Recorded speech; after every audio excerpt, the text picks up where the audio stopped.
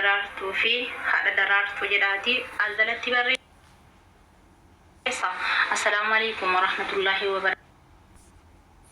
Firii Abbaa Darartuu fi haadha Darartuu ፈጣሪ ምስክሬን በጣም ነው ያዘንኩት። በእውነት በጣም ነው ያዘንኩት። አልቅሼ ነው የወጣሁት። ያ ጆን ዳንኤል ተረብሿል ኢን ሴንስ በቃ ያደረገው ነገር በጣም ውስጡን አንገብግቦታል። ጥፋት እንደሆነ የገባው አሁን ነው። እነ ጆን ዳንኤል ጉዳይ በዚህ ደረጃ ይደርሳል ብዬ አላሰብኩም። ፈጣሪ ምስክሬ ነው። እኔ እንደ አንድ ሰው ውስጤ በጣም ተጎድቷል። በጣም ማዝኛለሁ። ይሄ ልጅ ገና ጌም ሲጫወት ያው እንደምታውቁት የሚያገኘው ቢዝነስ የሚያደርገው ነገር ጌም ከመጫወት ያለፈ ነገር አይቼበት አላውቅም። ጆን ዳንኤል በእውነት በጣም ነው ያሳዘነኝ። ሪሊ ኦፍ ኮርስ ጆን ዳንኤል ብቻ አይደለም፣ ከሱ ጋር ብዙ ሰዎች ናቸው በዚህ ጉዳይ ችግር ውስጥ የነበሩት። አንደኛው እንኳ እስር ቤትንም የሚያውቅ ሰው ነው። በተለይ ሴቷ ልጅ እርግጠኛ ነኝ በህይወቷ ታስራ የምታውቅ አይመስለኝም። እንደዚህ አይነት ነገሮች ደግሞ ሲፈጠሩ ምንም ማድረግ አይቻልም። ያው ፈጣሪ ያመጣው ነገር ስለሆነ ፈጣሪ ይድረስላቸው። ወንድሞቼ ጸልዩላቸው። ወንድሞቼ እስር ቤት ቀላል ነገር እንዳይመስላችሁ። ገባችሁ? ጥፋት የሆነው መሆኑን የምናውቀው ወንጀሉን ሰርተን ፍርድ ቤት ስንቀርብ ነው። ጥፋት መሆኑን የምናውቀው ፍርድ ቤት ቀርበን አቃቤ ሕጉ ወንጀላችንን ክስ ከህግ ጋር አያይዞት ሲያነብልን ነው ልባችን ትርትር የሚለው። ስንተገብረው ግን ቀላል ነገር ይመስላል ወንድሞቼ። ህግ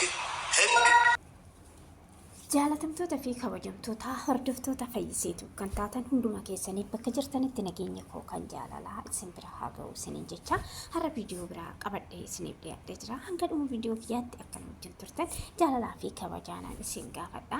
Egaa viidiyoon ani har'a qabadhee isiniif dhiyaadhee akkuma jalqaba irratti argitanitti ijoollee lamaan Abbaa Darartuu fi haadha Darartuu jedhamuudhaan diraamaa adda addaa karaa miidiyaa adda addaati irratti hirmaatanii kan wantoota nama bashannansiisan wantoota tokko hojjechaa kan turan ta'uun isaa hin beekama.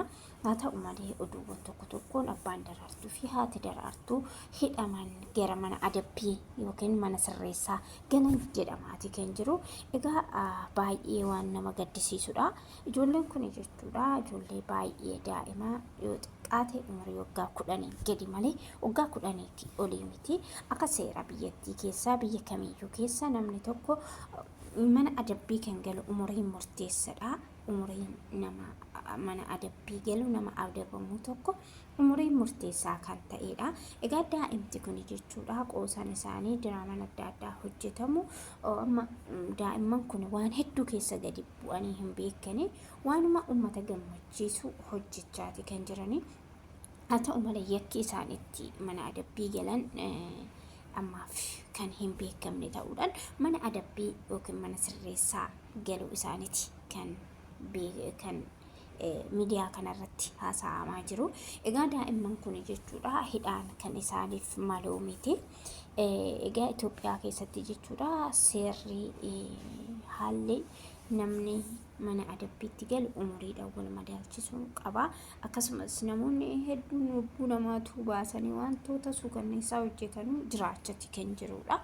Ijoolleen kun immoo yoo balleessan illee ta'e gorfamanii ijoolleen gorfamte hin deebiti. Nama gorfamee deebi'uudha.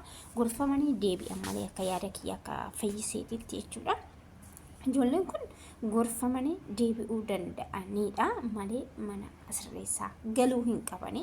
Egaa ijoollee kanaaf sagalee taatan ijoolleen kun waan tokko waan beekan hin qabani waan irraa waan bal'inaan keessatti beekan hin jiru. dubbii nuti gaakka sorguuf sokuu keessaa fudhannee dubbiiwwan isaaniitirraa wantoota tokko tokkorraan meebii kara mana adabbii galuu danda'anii haa ta'u malee ijoolleen kun nama waggaa 10 gadi waan ta'eef daa'ima waan ta'eef wantoota isaan dubbatan hundaa irratti xiyyeeffachuu hin qabnu jechuudha.